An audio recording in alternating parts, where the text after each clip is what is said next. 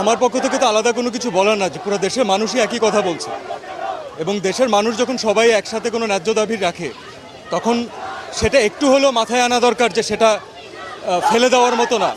তো আমরা আমাদের যে ভাইরা, যে বোনগুলো মারা যাচ্ছে, যে ভাইটা মারা গেল, দেখেন যদি আপনি সুস্থ স্বাভাবিক মানুষ হন, আমরা রাত্রেবেলা ঘুমাতে পারবেন না। আমার কানে এখনও বাজে যে কারো পানি লাগবে, কত পানি আসছে এখন, কারো পানি লাগবে। তো এটা যতদিন মাথায় থাকবে ততদিন পর্যন্ত আমরা শান্তিতে ঘুমাতে পারবো না। এবং এটা দেশের একজন নাগরিক হিসাবে আমরা তো সারা জীবন মানুষের জন্যই কাজ করেছি। আমরা যারা এন্টারটেনমেন্ট ইন্ডাস্ট্রিতে কাজ করি, আমরা কার জন্য কাজ করি? কোনো ইন্ডিভিজুয়ালকে দেখানোর জন্য কাজ করি না, আমরা দেশের মানুষের জন্য কাজ করি।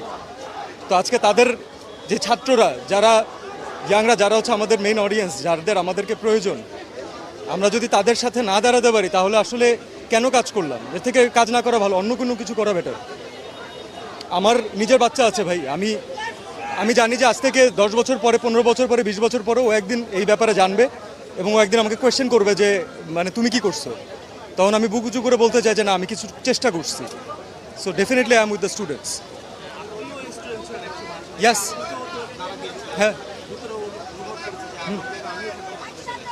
আপনি নিজেরটা বলেন, আপনার কোনো ক্লাসমেটের সাথে এমন হলে আপনি নিজে থাকতে পারতেন বাসায়? কখনো পারতেন না, এটা থাকা সম্ভব না।